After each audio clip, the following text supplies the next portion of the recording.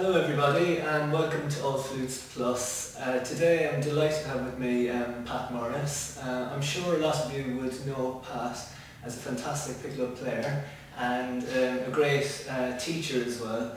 And from her publications, Piccolo Practice Book with Trevor Y and also the Orchestral books and the Piccolo Study Book. And she's also a professor in the Royal Academy of Music of Piccolo. But today I'd like to speak to Pat about Feldenkrais method, which she's trained in, and it's something that I'm really interested in and fascinated about. I've been taking lessons myself for a number of years. So I'd just like to ask you first, Pat, to somebody who has never heard about it, what exactly is Feldenkrais method? I think you need to start with who Feldenkrais was, maybe. Yes, okay. Yeah. And he was a Russian Jew, born in 1904, died in 84. So he was at the time, well, during the Second World War too, at a time when there was a lot of interest in the body awareness and better usage of the body, and in self-hypnosis also. So people like Alexander lived at the same time. Pilates, Coué was doing that self-hypnosis thing about body use. So there was a sort of atmosphere or period of time when people were interested in that system. He actually was a scientist, really. He left Russia when he was 14 on his own, went to Tel Aviv and worked as a labourer. He was a pretty tough creature, I think. And he did a degree in engineering and he worked on nuclear physics research in France when he got there. And then he also worked in submarine stuff for the British Navy when he got here. Because of course he had to leave as a Jew and come over to this side of Europe to be safe during the war. But in 1945 he started really being interested in how the body worked, because he'd done a knee injury when he was young, playing football. Yeah. And it kept on recurring, as things do when you hurt yourself when you're younger. Doesn't notice, and then donkey's years later it does.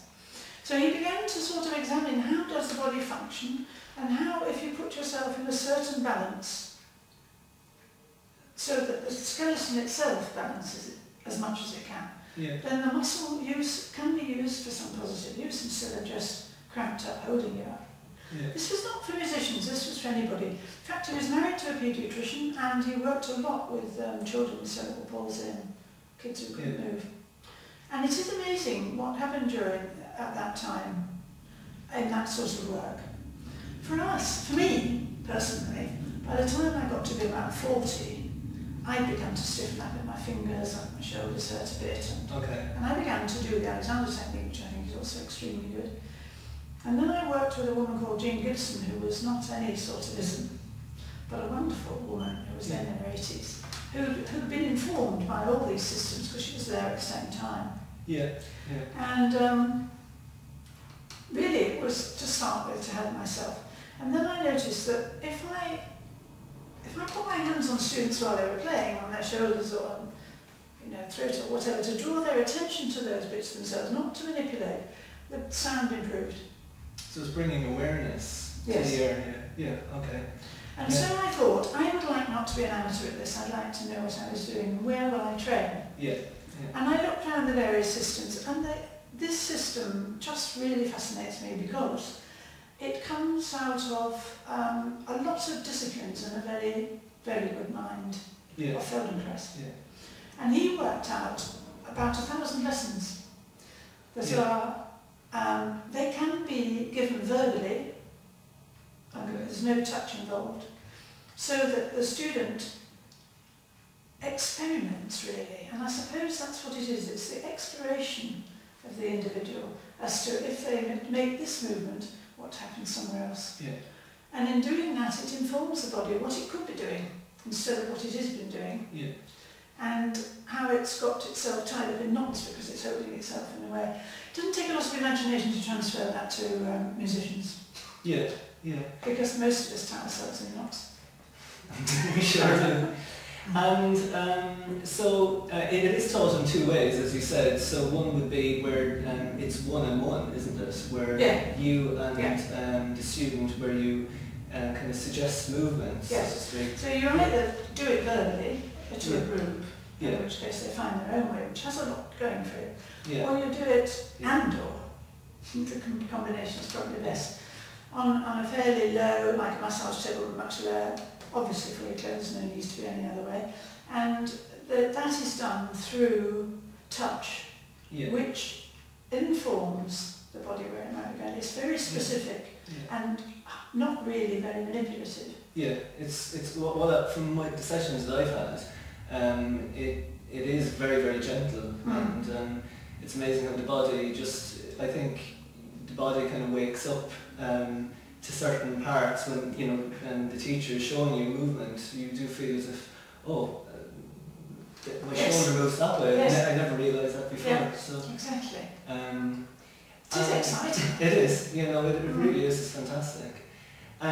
So if a student was going to come to a group lesson, what may they expect? Well, often if it's a workshop, one would concentrate perhaps on the shoulder area for flute players and fiddles, for instance. But saying you concentrate on the shoulder area, really that all comes from how you sit and how you balance on the pelvis. So it's no good trying to separate things out in that way, but maybe the things you do would be leading towards a particular area. And then I very often do a breathing lesson. I thought I knew about breathing.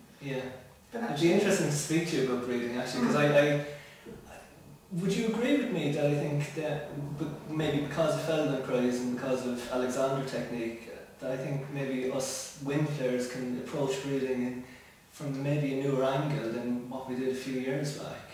Oh, I think so, because I think we taught, and I did, taught a way, that there was a way to breathe, and it was all to do with lowering the diaphragm and pushing out the ribcage and all this, which inevitably you do. You have to create more space. But in the process of doing that very fast, you tend to tense up muscles, so they get stuck.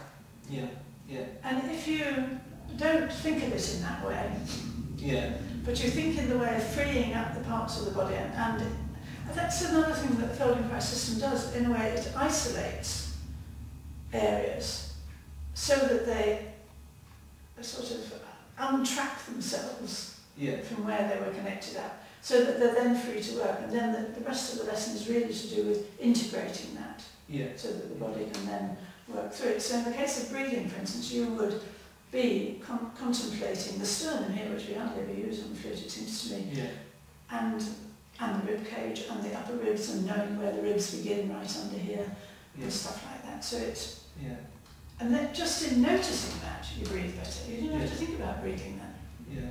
Like what I've found quite a lot is, what I find very helpful when you're playing is just actually being aware of the sternum here, and with exhalations just leaving it soften. I think we kind of told it to stand up like this, and then it just kind of takes everything else.